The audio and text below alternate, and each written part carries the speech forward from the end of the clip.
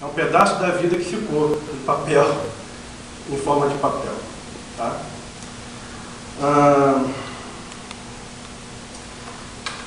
O livro é uma tentativa de falar, na verdade, da temática do divórcio entre a teologia e a espiritualidade. Divórcio que se deu paulatinamente no Ocidente. Por isso que o meu foco aqui não é o cristianismo oriental, nem poderia ser. A gente sabe que o cristianismo está dividido em dois grandes rios, né? O oriental e o ocidental, o latino e o grego. E o cristianismo oriental experimenta essa relação entre teologia e espiritualidade de uma maneira diferente do Ocidente. A tendência no Ocidente foi o acento muito forte na razão. A teologia foi, paulatinamente, ficando muito apegada à questão da razão formal, e perdendo o coração, perdendo a espiritualidade, perdendo a fé.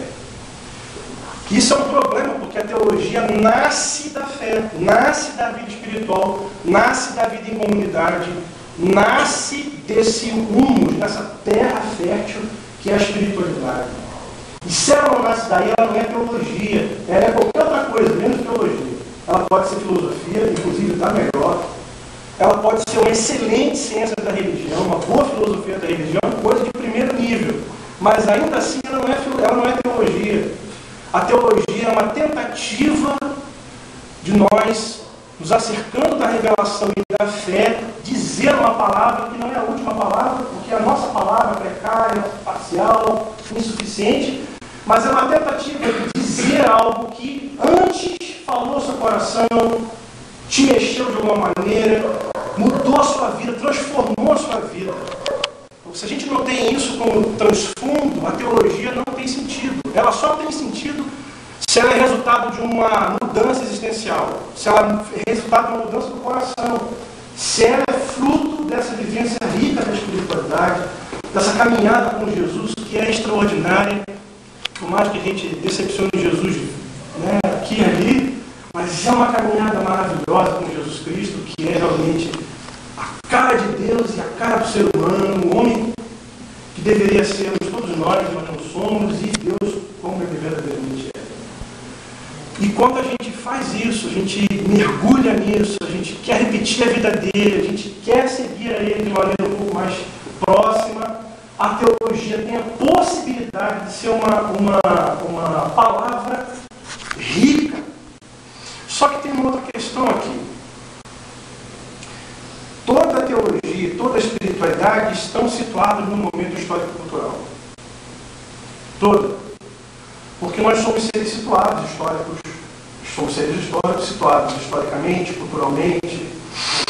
Então nós temos diante de nós aquelas chamadas categorias do nosso tempo. A tentativa então é de fazer a teologia sendo fiel à revelação, fiel a Jesus Cristo, uma teologia fiel à fé, aquela fé que nos mudou, nos transformou, mexeu, virou a gente do avesso, diante do horizonte histórico-cultural que está diante da gente. Então, fazer teologia é ter isso, é ser fiel à revelação, a essa vida transformada, mas ao mesmo tempo dialogando com o horizonte histórico-cultural que está diante de nós. E o nosso é o século XXI, a chamada aí pelo apóstolo de pós-modernidade. Então, o meu primeiro capítulo é exatamente tentar o quê? Traçar as linhas gerais, os caracteres centrais da chamada pós-modernidade. E aí, eu não tenho que brigar pelo termo aqui, eu mostro isso, tá? Não importa se você vai chamar de modernidade líquida, pós-modernidade, modernidade tardia, alta modernidade, não importa. O que importa é que nós, ocidentais, estamos experimentando um outro momento histórico-cultural diferente do iluminismo. E isso parece que é quase unânime entre os pesquisadores, entre os estudiosos, tanto entre os filósofos quanto entre os sociólogos. Né? Temos um outro horizonte diante da gente. Como falar de Deus diante desse horizonte que está diante da gente? Essa é a questão. Esse é o desafio que está diante da gente. Como ser, ao mesmo tempo, fiéis à revelação, fiéis ao nosso Deus, porque nós o amamos, a nossa relação com Deus não é só intelectual, é existencial, né? Pesca a gente. Deus fisgou a resgate, a gente precisa, então, responder dessa maneira, sempre tendo isso em mente. E como falar para esse homem pós-moderno? Porque a fé cristã precisa dizer uma palavra diante desse horizonte que está aí. Porque ela fez isso no século II, século III, quando ela dialogou de maneira franca, direta, sem conservadorismos baratos, sem fundamentalismo com a cultura grega. Ela fez isso, e ela foi relevante por isso.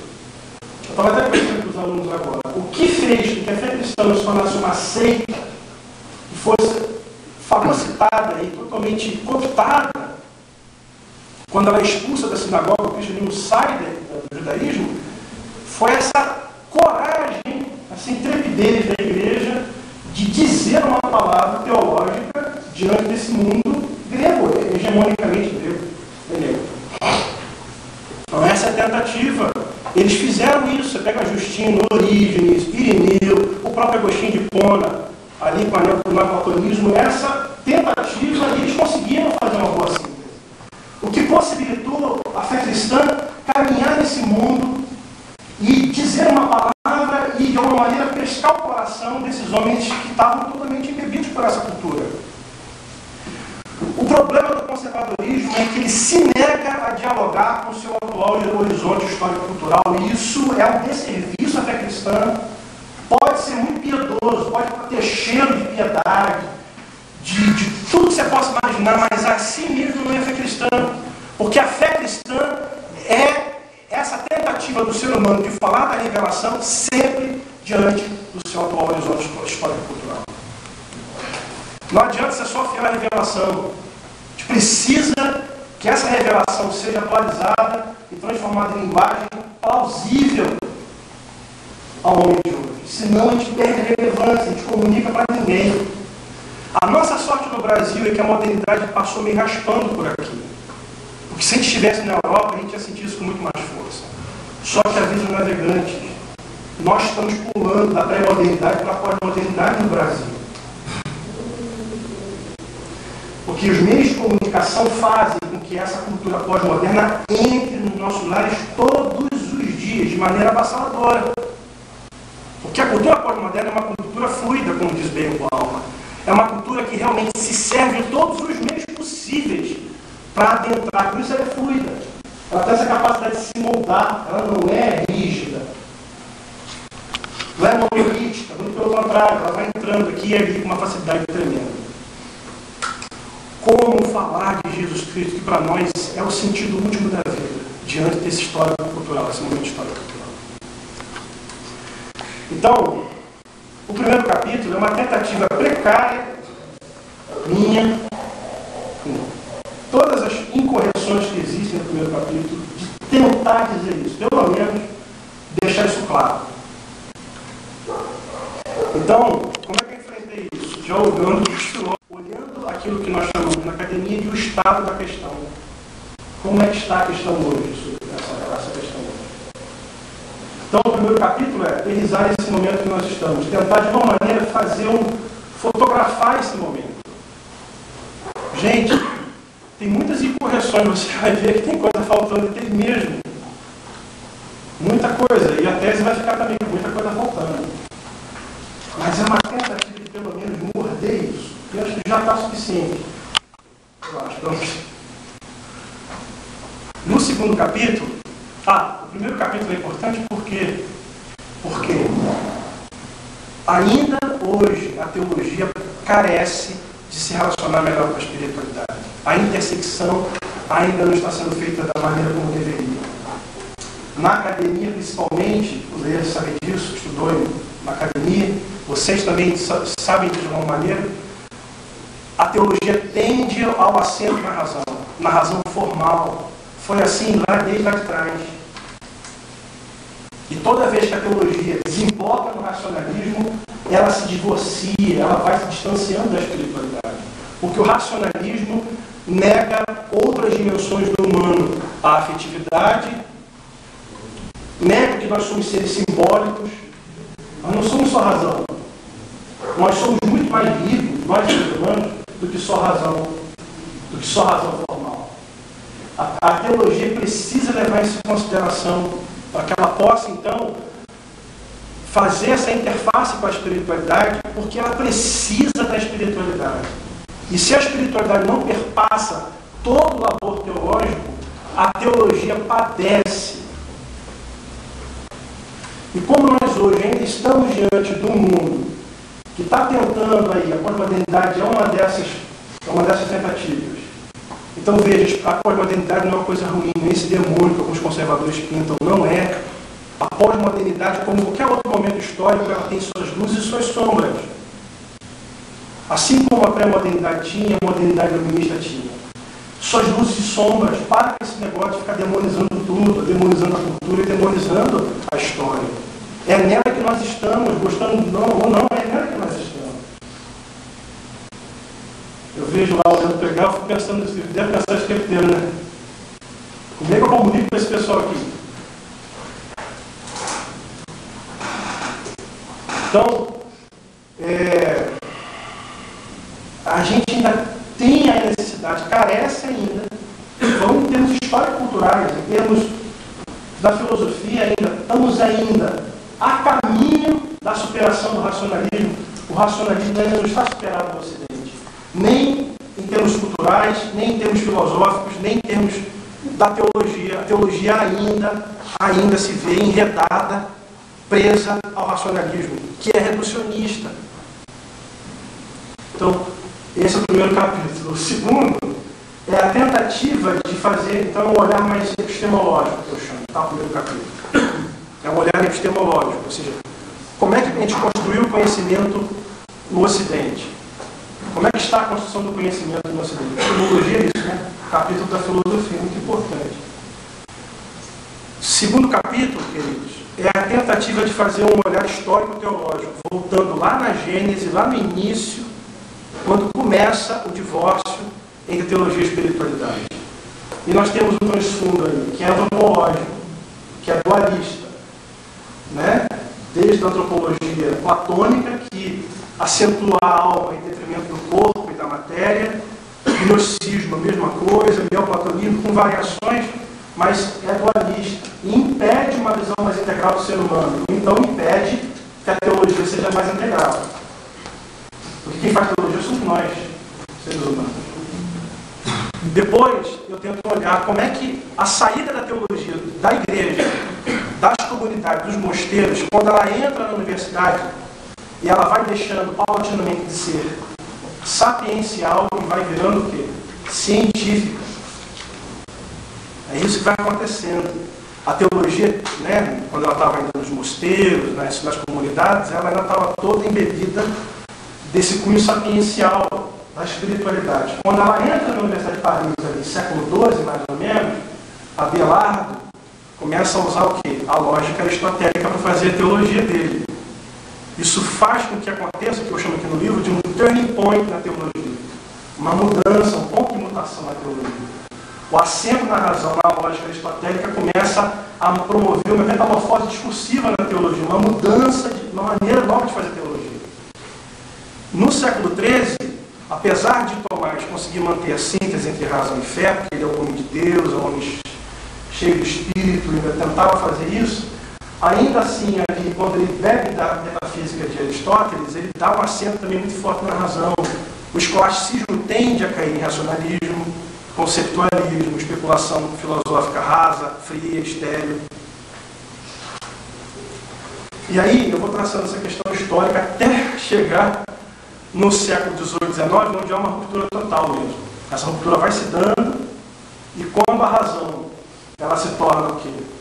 A medida de todas as coisas, né, no século XVIII, a idade das luzes, ela se separa, se divorcia realmente de maneira quase total da espiritualidade. A experiência de fé já não é mais considerada, isso é coisa de superstição, né? Isso é coisa de místico. Místico é visto de uma maneira muito depreciativa, muito arrogante até pelos intelectuais. Dizem, não, que mística, que vida de oração, que espiritualidade o que? A teologia se faz com cabeça, com razão.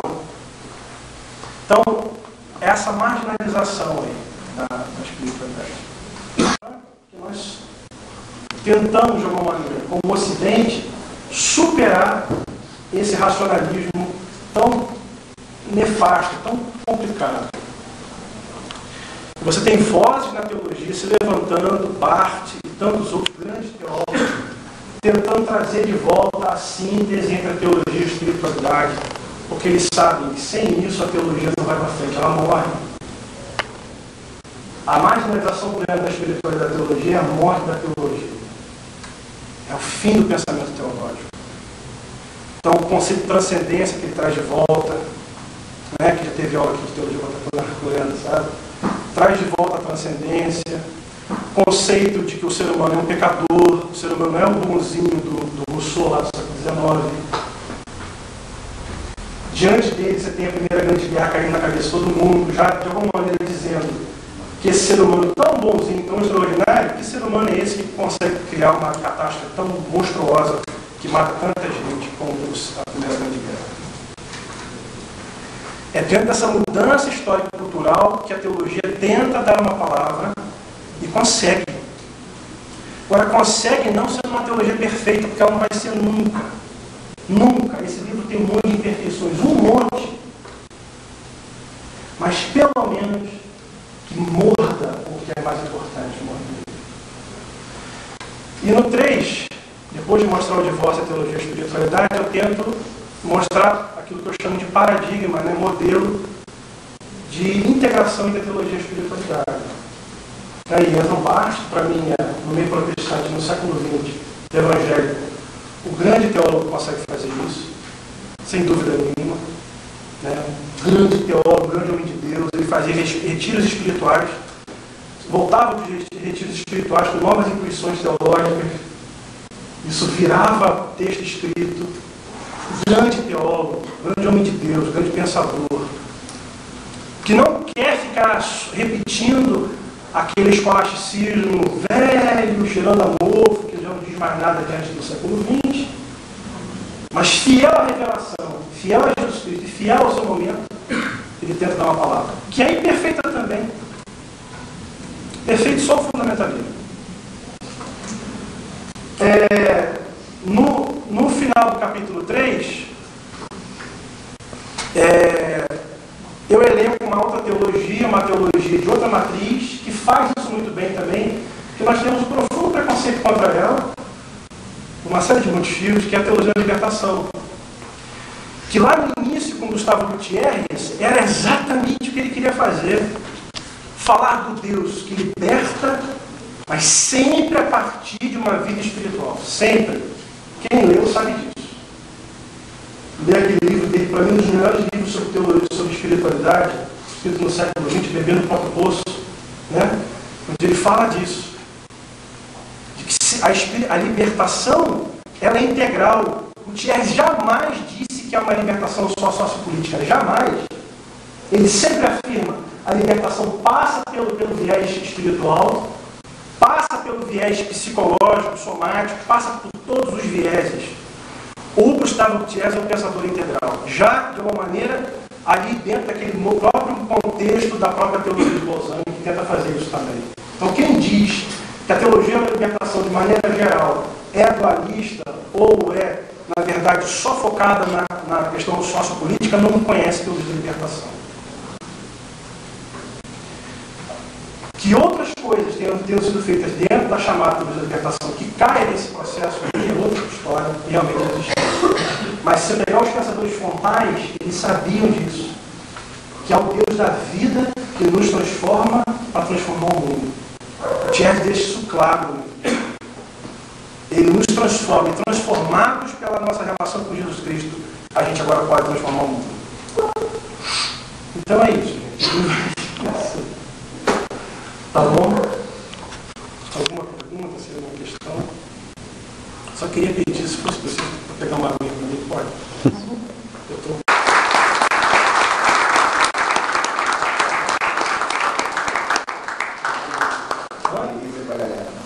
Tem livro ali.